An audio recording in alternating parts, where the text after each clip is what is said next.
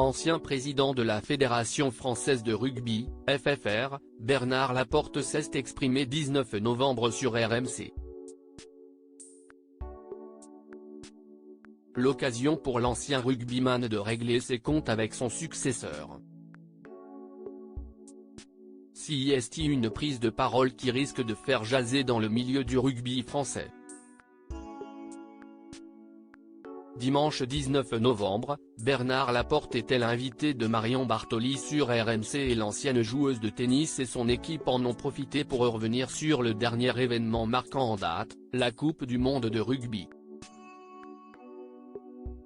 En 2017, après d'intenses négociations, l'ancien joueur, alors président de la FFR, réussit à faire pencher la balance en faveur de la France lors du vote pour l'attribution du Mondial 2023.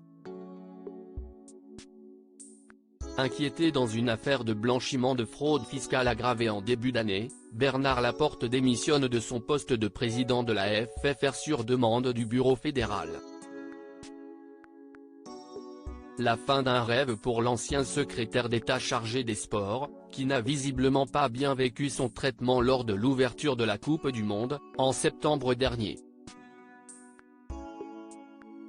Ce mondial, ça n'a pas été un crève-cœur, mais j'ai été vexé de ne pas avoir été invité pour le match d'ouverture, j'ai trouvé ça scandaleux pour des gens qui, après nous, ont dit vouloir rassembler et fédérer, lance-t-il dans Bartoli Time.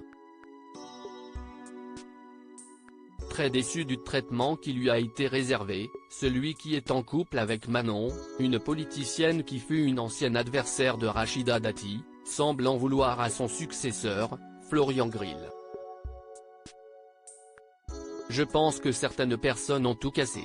On aurait dû être champion du monde.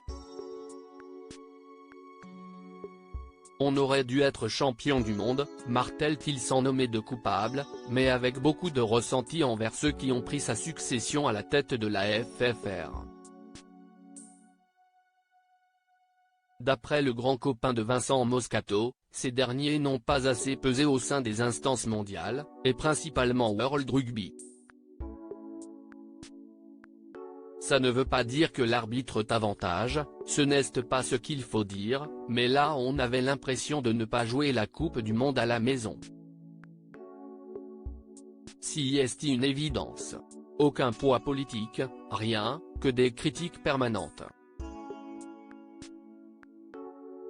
S'agace Bernard Laporte, avant de conclure, je le redis, on aurait dû être champion du monde.